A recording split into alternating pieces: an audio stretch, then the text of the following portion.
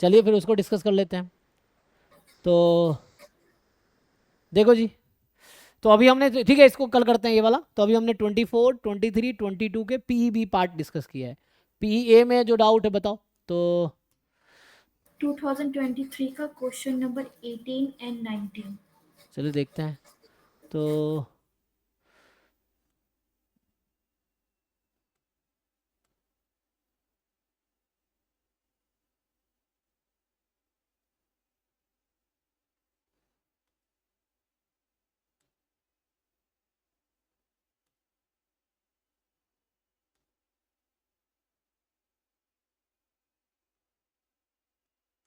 Twenty three का 18, 19।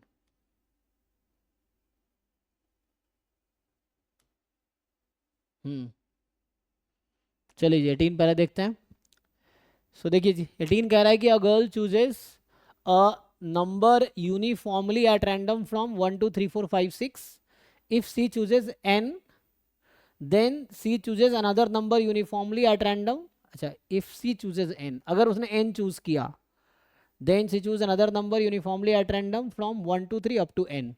what is the probability that she choose number 5? What is the probability that the second number is 5? So ये question पढ़ के ऐसा लग रहा है कि it is the question of total probability, theorem of total probability, Bayes theorem के पहले जो यूज होता है ना। सो this is question of theorem of total probability.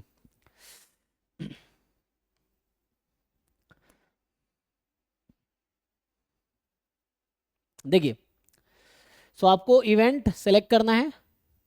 So let's say I consider E1 as number selected in first time and या first number selected, इतना करने के बजाय E1 is event first number selected and E2 is second number selected। ठीक, now अब क्या पूछ रहा है ध्यान से देखो। तो पहले इन्होंने कहा इफ यू चूज n, तो n इज लाइक n 1 होगा, तो सेकेंड केस में आप जस्ट 1 होगा। मतलब जैसे मैं बोल रहा हूं, अगर n 1 है तो सेकेंड केस में आप इस 1 में से चूज करोगे। अगर n 2 है तो सेकेंड केस में आप 1 2 में चूज करोगे। अगर n 3 है तो सेकेंड टाइम में आप 1 2 3 में से एक चूज करोगे। अगर n 4 है तो सेकेंड टाइम में 1 2 3 4 में से आप सिलेक्ट करोगे। अगर n आपका 5 है तो सेकेंड टाइम में आप 1 2 3 4 5 में से सिलेक्ट करोगे। और अगर n आपका 6 आ गया तो 1 2 3 4 5 6 में सिलेक्ट करोगे। तो ये n वो नंबर है जो पहली बार में आया है ना। n नंबर क्या है जो पहली बार में आया है, ये फर्स्ट ड्रॉ में आया है। सेकेंड ड्रॉ में इनमें से एक निकल के आएगा। ठीक, okay. So what they are saying, question is what is probability of E2 is equal to 5। Do you agree? यही क्वेश्चन है कि क्या प्रोबेबिलिटी है सेकेंड नंबर 5 होगा। तो अगर आपको थ्योरम ऑफ टोटल प्रोबेबिलिटी का आइडिया है तो इसको मैं ऐसा लिख सकता हूं, summation probability E1 is equal to n intersection E2 is equal to 5 n from 1 to 6। या और थोड़ा ठीक से लिखे, अगर एनसीईआरटी वाला फॉर्मूला याद है तो उसमें कुछ ऐसा लिखता है कि probability E1 is equal to n into E2 is equal to 5 given E1 is equal to n। Theorem of total probability याद करो। तो ये theorem of total probability NCERT book में। अगर आपको मैं लिख के दिखाऊं तो आपको, अगर जिन लोगों को आइडिया नहीं है what is theorem of total probability, तो इसका थोड़ा थ्योरी बता देता हूं। होता क्या है कि suppose this is sample space omega, या आप एस लिखते होंगे, एस लिख लीजिए। This is event E1, this is event E2 and so on event En। तो हमने सैंपल स्पेस को पार्टीशन किया n इवेंट्स में, E1 E2 En। ठीक, अब मान लो है ना, तो ये हम कहते हैं कि E1 E2 En, this is partition of sample space S। इसका क्या मतलब है? पार्टीशन का डेफिनेशन है that is ei intersection ej is 5 for all I different than j and e1 union e2 union E N is sample space. ये partition का definition है कि किसी भी टू में कुछ भी कॉमन नहीं है, you choose any two event, कुछ भी कॉमन नहीं है मतलब डिसजॉइंट है, और union sample space, mutually exclusive मतलब pair wise disjoint, exclusive and exhaustive दोनों है, ठीक है। अब मान लो ऐसा है कि let A is some subset of S, मतलब that is A is any event, then what is probability of A. तो अगर आपको मैं यहाँ पे समझाऊं तो सपोज दिस इज ए, जो ये ब्लैक में सर्कल या जो इवेंट बनाया हो ये ए है मान लो। अब ए की प्रोबेबिलिटी निकालनी है मुझे, तो ए का कुछ पार्ट E1 में कॉमन है, कुछ पार्ट E2 में कॉमन है, कुछ पार्ट E3 में कॉमन होगा, कुछ E4 में होगा, कुछ EN में होगा। तो इसको मैं ऐसा लिख सकता हूँ क्या, summation EI intersection A I from 1 to n, मतलब E1 के साथ जो कॉमन है उसकी प्रोबेबिलिटी, E2 के साथ जो कॉमन है उसकी प्रोबेबिलिटी, E3 के साथ कॉमन है उसकी प्रोबेबिलिटी, और EN के साथ कॉमन है, उस सबको ऐड कर दिया क्योंकि डिसजॉइंट है तो ऐड कर दिया। अब इसको further multiplication rule of probability use करोगे तो ये हो जाएगा probability of EI into A given EI। तो आप पहले मैंने ये लिखा था, पीछे देखोगे आप, फिर इसी को ऐसा लिखा है, तो ये है थ्योरम ऑफ टोटल प्रोबेबिलिटी, ठीक है। जहां EI पार्टीशन है।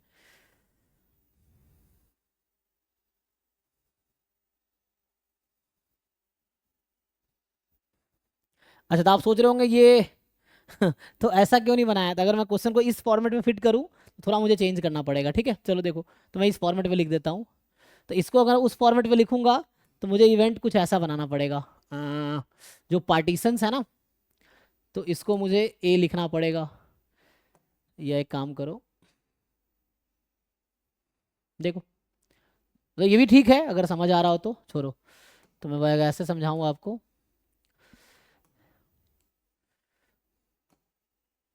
ये था n और ये हमारा E2 जो मैंने लिखा है। तो एक्चुअली जो इवेंट जो मैं E1 बना रहा हूँ अभी, E1 है n is equal to 1, E2 है n इज इक्वल टू 2, तो यहाँ से कर लो अब E6 तक जाएगा n इज इक्वल टू 6। तो मैं जो फॉर्मूला लिखा हूँ उसके अकॉर्डिंग अब मैं लिख रहा हूँ, वरना ये भी ठीक था, उसमें कोई दिक्कत नहीं है, ठीक है। तो E1 मतलब ये हो गया कि पहली बार में 1 आया, E2 पहली बार में 2 आया, E3 पहली बार में 3 आया, E4 पहली बार में 4 आया, E5 पहली बार में 5 आया, E6 पहली बार में 6 आएगा। तो पहली बार में क्या क्या आ सकता है उसको मैंने E1 E2 E6 कर दिया। अब इवेंट ए जो मैं बना रहा हूँ जो फॉर्मूला के हिसाब से, तो ए है सेकेंड टाइम जो नंबर ड्रॉ हुआ, तो इसको कुछ और लिखना पड़ेगा ना, कुछ नाम दे दो, चलो एम बोल देता हूँ। तो ये बोल रहा है कि m इज इक्वल टू कितना 5, ये इवेंट ए है आपका। m क्या नंबर बोला हूँ मैंने कि सेकेंड नंबर सेलेक्टेड। तो अब मैंने वैसा बनाया फॉर्मूले के हिसाब से, तो अब आप देखोगे तो ये कुछ ऐसा है कि probability of event A is equal to probability of EI into probability of A given EI। जो यहाँ फॉर्मूला लिखा मैं उस पर फिट कर दे रहा हूँ, जस्ट यही फॉर्मूला था तो इस पर फिट कर दे रहा हूँ। तो इसको हटा देते हैं, जैसे पहले लिखा था वो भी ठीक था, आप उससे करोगे तभी आंसर वही आएगा। तो ये मान लो इस तरह से कर दिया। तो अब देखो, अब इसको खोलो, 6 टर्म्स आएंगे, तो 6 टर्म्स में ब्रेक कर देते हैं। विजुअलाइज करना है ऐसे ही डायरेक्ट लिखना है तो भी हो जाएगा। तो अब n की जगह i कर दो, i फ्रॉम 1 to 6, ठीक है। अब ये फॉर्मूला फिट हो गया जो हमने बनाया था, ये है partitions, this is partition of sample space first time में और सेकेंड टाइम में, ठीक है। तब क्या होगा, EI का मतलब है कि ith नंबर सेलेक्ट हुआ, तो मतलब 1 सेलेक्ट होने की क्या प्रोबेबिलिटी है 1/6 पहली बार में, 2 सेलेक्ट होने की क्या प्रोबेबिलिटी है 1/6, क्योंकि 6 नंबर्स हैं, रैंडमली आप ड्रॉ कर रहे हैं तो एक ही आएगा उनमें से। तो कहना मतलब प्रोबेबिलिटी ऑफ EI जो है वो हर बार 1/6 ही आएगा, चाहे I 1 से 6 में कुछ भी ले लो, क्योंकि 6 है, एक चूज करने का चांस 1/6 है, एट रैंडम है ना, ये है। अच्छा, अब आपने I नंबर सेलेक्ट कर लिया, आई कोई आ गया 1 से 6 तक कुछ भी आ सकता है, वही n है एक्चुअली, तो उसको आई बोल रहा हूँ मैं, ठीक है। तो और if you want E N भी लिख सकते हो आप चाहो तो फिर यहाँ n करना पड़ेगा, समझ रहे हो ना, वही चक्कर है, जैसे समझ आए। तो ये सब नोटेशन का चक्कर है, जैसे लिख लो।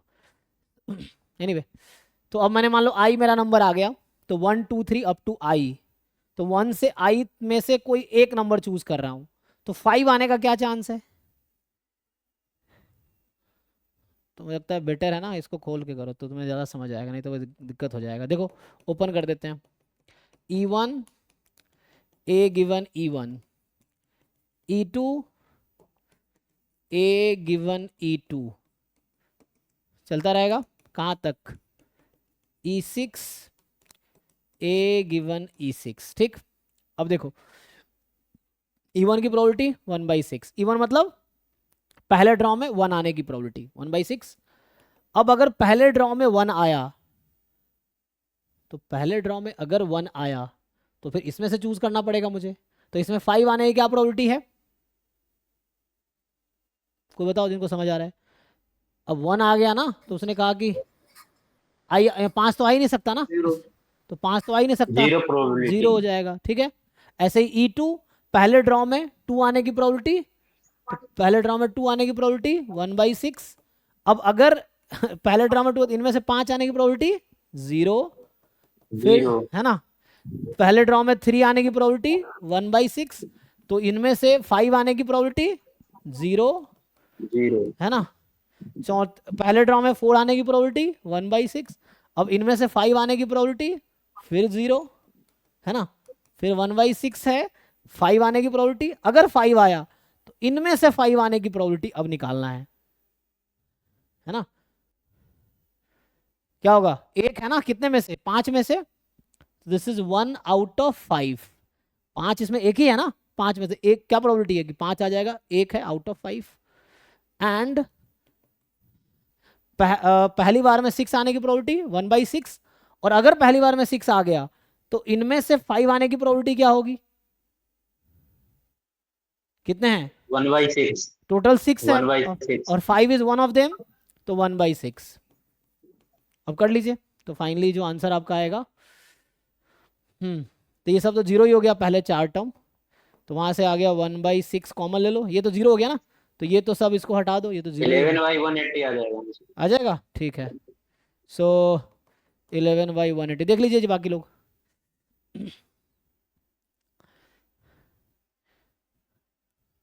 तो ये आंसर है।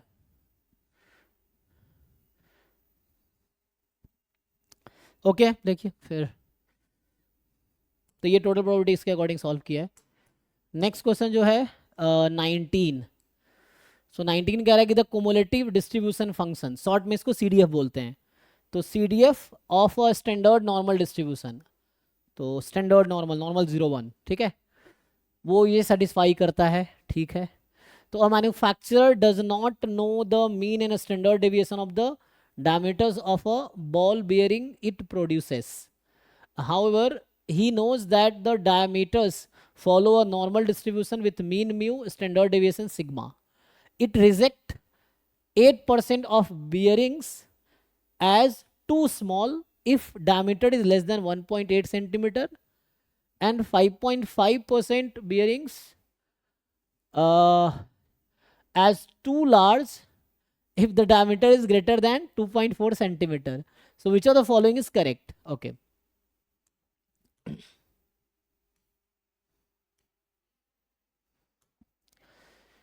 एक्चुअली मेरे पास एडवांटेज क्या है कि मेरा रिसर्च एरिया ना स्टैटिस्टिक्स है ना, तो ये सब मेरे लिए, मतलब जैसे नॉर्मल टीचर जो मैथमेटिक्स मार्केट में पढ़ाते हैं तो उनका प्रोबेबिलिटी वीक होगा, ये ऑब्वियस रीज़न है, क्योंकि वो जो हायर, जब आप BSc के बाद चूज़ करते हैं मैथमेटिक्स या स्टैटिस्टिक्स, तो आपको कोई एक चूज़ करना होता है ना, तो मतलब आपको ऐसा यूजुअली आप फील करोगे कि जो मैथमेटिक्स मार्केट में लोग पढ़ा रहे हैं उनका प्रोबेबिलिटी पार्ट वीक होगा, है ना। बट मेरे साथ ऐसा नहीं है, बिकॉज मेरा रिसर्च एरिया स्टैटिस्टिक्स, मैंने PhD स्टैटिस्टिक्स में किया है, और मैं स्टैटिस्टिक्स का प्रोफेसर हूँ सेंट्रल यूनिवर्सिटी ऑफ झारखंड में, ठीक है ना। तो एनीवे सो यहाँ पे हम लोग देखिए, तो इसको पहले थोड़ा सा ये जानते हैं आप लोग, स्टैंडर्ड नॉर्मल डिस्ट्रीब्यूशन है ना, इसके बारे में पता है? या जैसे यहाँ पे एक टर्म यूज हुआ है mean mu and standard deviation sigma, यही है। तो थोड़ा सा इसके बारे में ऐसे जानते होगे आप लोग कि मान लो एक्स रैंडम वेरिएबल है, normal with mean mu variance sigma square, variance sigma square, तो स्टैंडर्ड डेविएशन सिग्मा है यहाँ पे एक्चुअली। तो इसका जो पीडीएफ होता है, ये जानते हैं आप लोग, जो इसका पीडीएफ होता है 1/√2 बाहर है सिग्मा e की power -12 x minus mu by sigma का होल स्क्वायर, x कोई भी रियल नंबर हो सकता है, ठीक है। ये नॉर्मल डिस्ट्रीब्यूशन की बात कर रहा हूँ। तो और जो CDF होता है तो इसका नोटेशन जैसे ये लिखते हैं, x लगा देता हूँ, तो ये हमने लास्ट क्लास में भी डिस्कस किया था, ये होता है ना। और इसका मतलब होता है integration -∞ to x f of x t dt। Note करना, स्मॉल f PDF है, कैपिटल F CDF है, ठीक है। यहाँ स्मॉल f यूज़ किया है, तो स्मॉल f का इंटीग्रेशन कैपिटल F होता है, कैपिटल F का डिफरेंशिएशन स्मॉल f होता है, ठीक है। तो ये हम डिस्कस कर रहे हैं नॉर्मल डिस्ट्रीब्यूशन। तो यहाँ से क्या होगा, ये जो हम डिस्कस कर रहे हैं इसका नाम है नॉर्मल डिस्ट्रीब्यूशन, ठीक। नाउ स्टैंडर्ड नॉर्मल क्या होता है? तो स्टैंडर्ड नॉर्मल इसका स्पेशल केस है ना। हम अगर बात करें standard normal distribution, standard normal distribution, तो इसी में अगर आप म्यू को 0 रख दो और सिग्मा को 1 रख दो तो यही नॉर्मल डिस्ट्रीब्यूशन स्टैंडर्ड नॉर्मल बन जाता है ना। तो अब अगर जनरली नॉर्मल 0,1, तो इसका नोटेशन जनरली हम लोग कैपिटल Z लिखते हैं, ठीक है ना। तो यहाँ से अगर मैं लिखूंगा तो लाइक x लिखना x से ही कर सकते हो, सो तो Z कर देता हूँ, नॉर्मल 1 हो जाएगा, ठीक है ना। तो इसी में म्यू की जगह 0 और, है ना। तो जैसे मैं बोल रहा हूँ अगर स्टैंडर्ड नॉर्मल लिखेंगे, स्टैंडर्ड नॉर्मल डिस्ट्रीब्यूशन, तो यहाँ पे क्या होगा आपके पास कि Z इज नॉर्मल 0, नोटेशन मैंने Z यूज़ किया इसका। तो यहाँ से अगर आप PDF लिखोगे Z का तो ये आएगा 1/√2 e की power -12 Z square, Z is real number, ठीक है। इस तरह से आ जाएगा। एंड बाकी चीज़ें कॉमन है, जैसे इसने बोला ना CDF, वहाँ पे F जो यूज़ किया है तो ये है PDF, और CDF जो होता है F स्मॉल Z लिख देता हूँ, तो इसका मतलब capital Z less than equal to small Z, ये CDF है जो कि उन्होंने दे रखा है आपको, ठीक है। तो ये बेसिक इन्फॉर्मेशन है डिस्ट्रीब्यूशन के बारे में। अब हम क्वेश्चन पे आते हैं। तो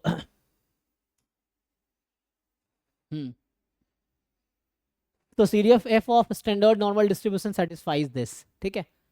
तो आपको कुछ डेटा पॉइंट दे रखा है। अब बोल रहा है कि manufacture does not know mean a standard distribution diameter of the ball bearing, है ना। How he knows the diameter follows normal distribution. तो जो डायमीटर है, तो मान लो x को मैं बोल देता हूँ डायमीटर, तो x का डिस्ट्रीब्यूशन ये कह रहा है normal mu sigma square, standard deviation sigma है तो स्टैंडर्ड डेविएशन का स्क्वायर वेरिएंस होता है, ये आप जानते होंगे। सो सिग्मा स्क्वायर वेरिएंस है यहाँ पे, ठीक है।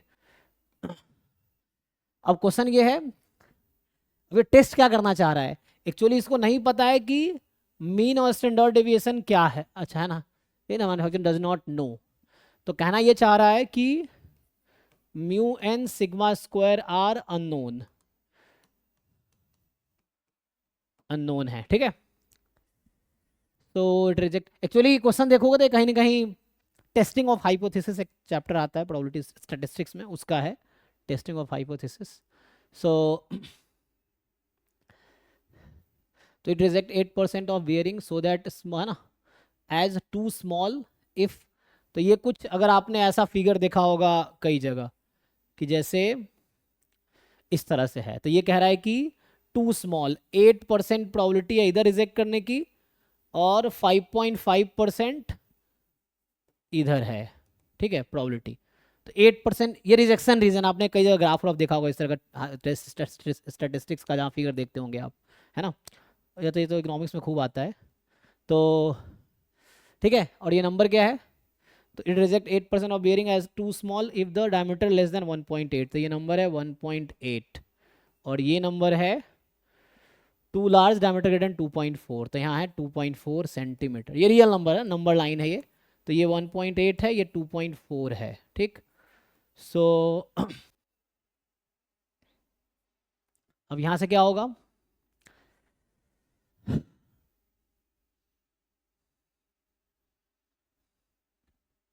अब आप पढ़िए क्या कहना चाह रहा है। तो इसका रिजेक्शन प्रोबेबिलिटी 8% है, अगर इससे कम होगा तो 5.5%, 5.5 रिजेक्शन प्रोबेबिलिटी है, रिजेक्शन रीजन है ना, तो ये रिजेक्शन रीजन है, दिस इज, इसको बोलते हैं रिजेक्शन रीजन, ये एक्सट्रीम रीजन रिजेक्शन रीजन है, और बीच में एक्सेप्टेंस रीजन है, ये बीच वाला जो है। तो बोलना क्या चाह रहा है अब ये, which of the following is correct, क्या करेक्ट है बताओ। तो हमें वो डेटा यूज करना पड़ेगा ना, जो ये डेटा यहाँ गिवन है इसको कहीं ना कहीं हमें यूज करना पड़ेगा। चलिए यूज करके देखते हैं।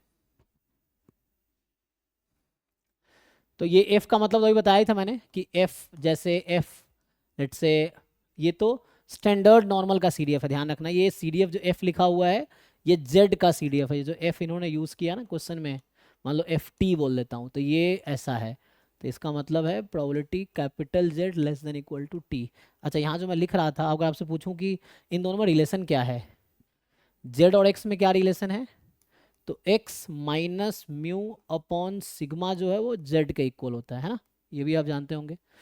x था हमारा नॉर्मल म्यू सिग्मा स्क्वायर, ये x है ना, और z ये है, तो क्वेश्चन है z और x में क्या रिलेशन है, तो z और x में ये रिलेशन है, x minus mu by sigma जो है वो z होता है, ठीक है। इस तरह से।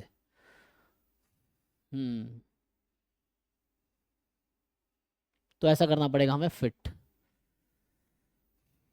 तो यहाँ मैं अगर बात करूँ रिजेक्ट, जो रिजेक्शन है ना कब कर रहा है,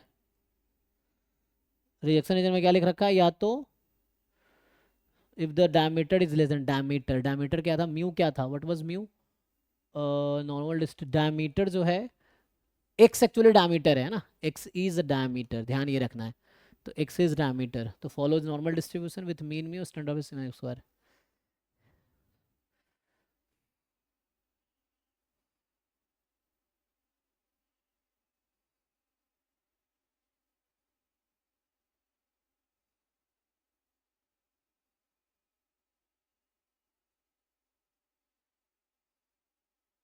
तो आपसे पूछ रहा है म्यू क्या होना चाहिए, यही पूछ रहा ना, कि म्यू की वैल्यू क्या होगी, तो बताइए आप लोग म्यू की वैल्यू क्या होगी।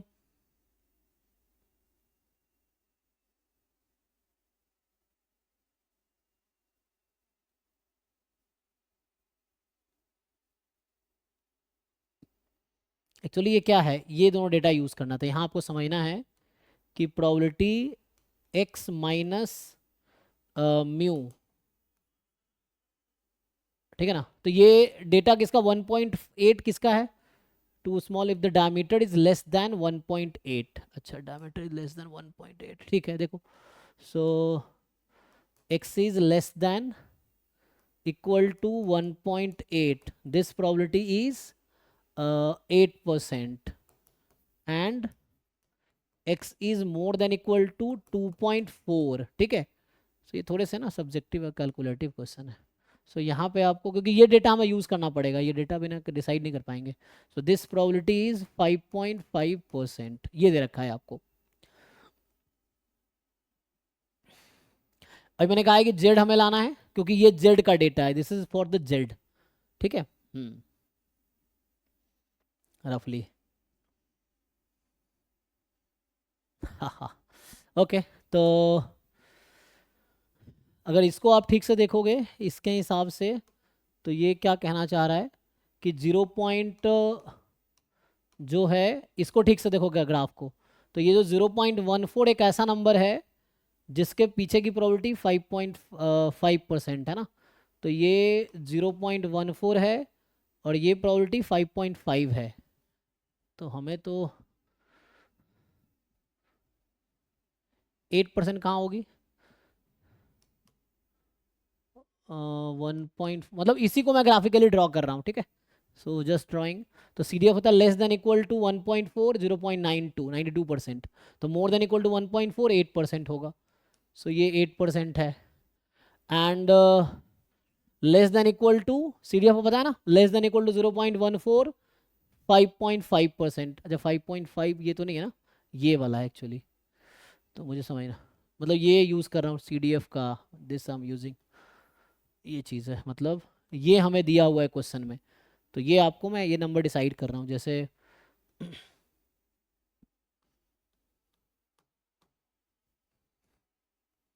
अगर जेड के बारे में बात करें तो यहाँ 0 है, ठीक है ना, और यहाँ पे कोई नंबर है, सो ये प्रोबेबिलिटी एफ ऑफ टी है, अगर यहाँ टी है, ठीक है, ध्यान नहीं रखना ये टी है, so this is T, then this probability is T, और यहाँ अगर के है तो ये 1 माइनस एफ ऑफ के है, आपको ये समझना है, ठीक है, क्योंकि मोर देन है, तो अगर यहाँ के है तो एफ ऑफ 1 माइनस के, यहाँ ऐसा है, बीच में 0 है, ठीक है, ये सिमेट्रिक होता है, तो यहाँ पे मैं इसको ड्रॉ कर देता हूँ, तो शायद यहाँ से क्लियर हो जाएगा। अब देखो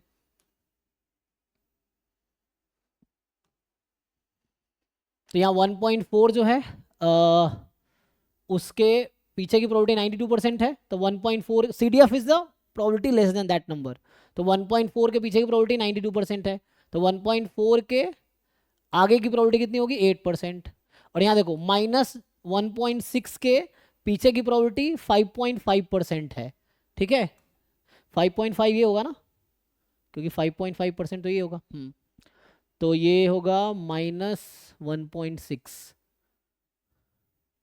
तो ये हम ड्रॉ कर रहे थे, इसकी ज़रूरत नहीं है, इसकी ज़रूरत नहीं है, तो यहाँ पे हमें ड्रॉ करना है -1.6, तो इधर है 5.5%, okay, again I am drawing now, तो ये z के लिए था, CDF ऑफ z का, ये x के लिए ग्राफ है, ये x के लिए था, ये z के लिए है, ये भी z के लिए, मैं फिर से इसको रिपीट कर रहा हूँ, देखो तो ये -1.6, आपको मैं यहाँ क्या बताना चाह रहा था कि ये 0 है, सो स्टैंडर्ड नॉर्मल का CDF सिमेट्रिक होता है, मतलब PDF सिमेट्रिक होता है, तो यहाँ जितना है मतलब 0 है ना, इधर बीच में 0 है, सेंटर इज 0, तो इसका जस्ट सिमेट्रिक, तो मैं कहना ये चाह रहा हूँ कि जैसे देखो -1.6 के पीछे की प्रोबेबिलिटी 5.5% है, तो यहाँ 1.6 के आगे की प्रोबेबिलिटी 5.5% होगी, और 1.4 के आगे की प्रोबेबिलिटी 8% है, तो -1.4% के पीछे की प्रोबेबिलिटी 8%। ऐसा मैंने क्यों किया, क्योंकि मुझे ये क्वेश्चन में गिवन था अभी, इसीलिए तो मैं इसको ऐसा बनाना चाह रहा था, तो इसी को मैंने, इसी ग्राफ को मैंने ऐसा लिखा है, सेम ग्राफ को बस सिमेट्रिक यूज किया है, तो बीच में 0 है, यहाँ भी बीच में 0 है, क्योंकि ये z का ग्राफ बनाया जा रहा है, ये x का था, ठीक है, अब यहाँ से आंसर आ जाएगा ठीक है। z और x में क्या रिलेशन है, तो z और x में रिलेशन आप जानते हैं कि z is x minus mu by sigma, यही है, ओके।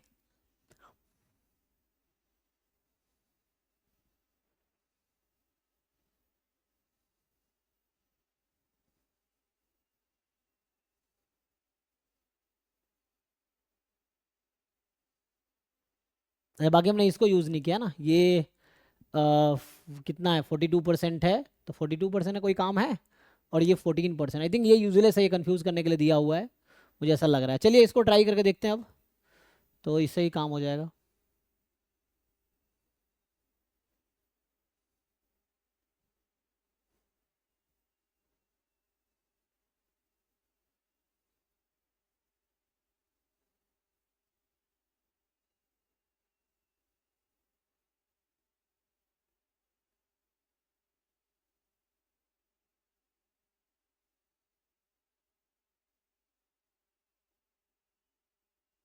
अब आप बताइए क्या लगता है आपको क्या होगा, ये मुझे यहाँ से यहाँ तक पहुँचना है, मतलब अगर मैं इसको ग्राफिकली लिखूं तो ये तो इसको लिखा था,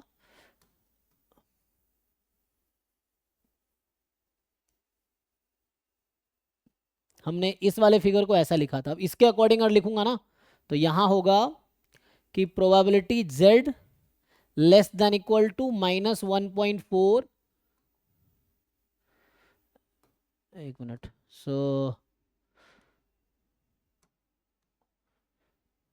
ये हमारे पास है 8%, और यहाँ है z, probability z more than equal to 1.6, ये है हमारे पास 5.5%। ठीक है, अब आप देखिए, मतलब यहाँ तक अगर आपको ठीक से समझ आ रहा है, मतलब थोड़े कैलकुलेशन तो करना पड़ेगा। ये है देखो, अब मैं इसको फिट करता हूँ, समझो, या तो वहाँ से मैं फिट करना शुरू करूँ, या तो इसको यूज करके मैं ऐसा बनाऊँ।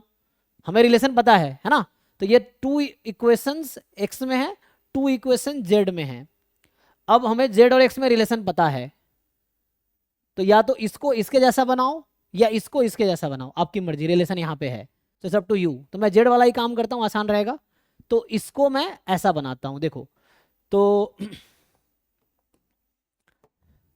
तो इसमें क्या करते हैं, जेड को हटा के इन दोनों इक्वेशन में जेड को रिप्लेस करते हैं हम x minus mu by sigma से। तो मैं पहला वाला लिखता हूँ, देखो, प्रोबेबिलिटी जेड को हटा के लिखता हूँ X minus mu by sigma less than equal to -1.4। तो इसको और सिंप्लीफाई करते हैं, तो x less than equal to, cross multiply कर लो, तो ये आ जाएगा म्यू -1.4 सिग्मा। चेक कर लो, क्रॉस मल्टीप्लाई इसी को कर रहा हूँ, यही आएगा। और ये कितना था, 8%। ये पहला वाला किया मैंने। सिमिलरली दूसरे वाले का कैलकुलेशन करते हैं, नीचे वाले का। तो नीचे वाला है x minus mu by sigma more than equal to 1.6, cross multiply कर लो, तो x more than equal to mu plus 1.6 sigma is equal to 5.5%। अब ध्यान से देखो, अब इसको कंपेयर करो इसके साथ, इसको कंपेयर करो इसके साथ, 2 इक्वेशंस आएंगे, उससे म्यू और सिग्मा निकल जाएगा, वही ऑप्शन आ जाएगा। देखो, तो यू कंपेयर इट, इसको कंपेयर करो इसके साथ, तो होना क्या चाहिए, देखो। सो ये जो नंबर है ये इसके इक्वल आना चाहिए, ये जो नंबर है वो इसके इक्वल आना चाहिए। तो हो गया, 2 इक्वेशंस 2 अननोन, सॉल्व कर लो। तो मतलब ये आ गया मेरे पास कि mu minus 1.4 sigma, this number is 1.8, and ये आ गया म्यू प्लस 1.6 सिग्मा, विजिबल है, 2.4। सो नाउ इन 2 इक्वेशंस को क्या आप लोग सॉल्व कर सकते हैं, and you tell the mu, वही आपका ऑप्शन है। तो ये थोड़े इस तरह से क्वेश्चन था, नॉर्मल एस्ट्रोनॉमल घुमा रहा था। सॉल्व करके जरा बताओ म्यू क्या आएगा। 2 इक्वेशंस 2 अननोन्स हैं, तो आप म्यू निकालिए, एंड देन पहले सिग्मा निकल जाएगा, सब्ट्रैक्ट कर लोगे तो फिर म्यू निकल जाएगा। तो सॉल्व करके म्यू निकालिए, आपका म्यू ऑप्शन है, तो ये चेक करके मुझे बताओ म्यू क्या आएगा।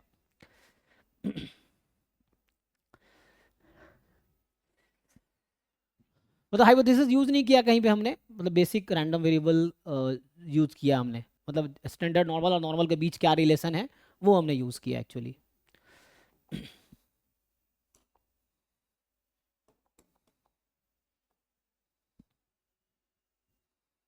हमें तो सिर्फ म्यू चाहिए, but you can calculate both, sigma भी निकाल सकते हो, म्यू भी निकाल सकते हो, और कैलकुलेट करके बताओ कोई मैच कर रहा है कि नहीं कर रहा है, ये भी देखना पड़ेगा, है ना।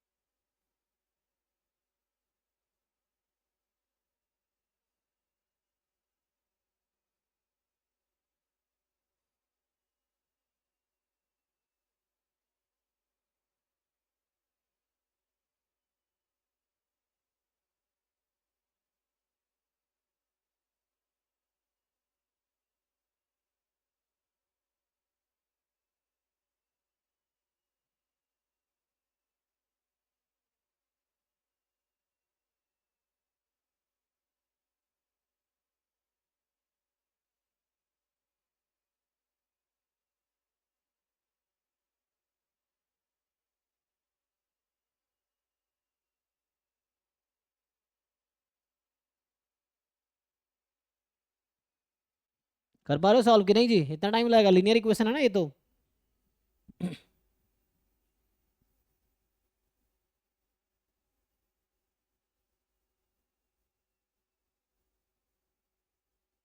तो 2.08 आ रहा है मुझे।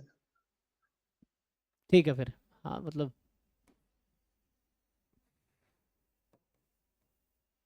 सिग्मा भी आ गया होगा ना, मतलब सिंपल, एक बार सब 2 इक्वेशंस 2 वेरिएबल्स में सिखाने की जरूरत तो है नहीं आपको, यू ऑलरेडी नो, ये सब 9th-10th में आपने पढ़ा है, तो इट्स वेरी इजी थिंग।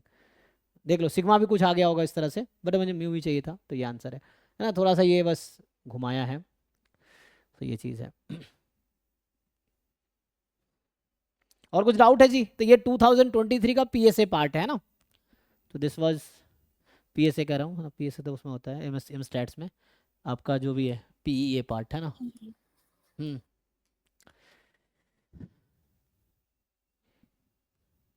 बाकी और किसी को कुछ डाउट हो तो हम लोग कल है ना स्टार्ट करेंगे।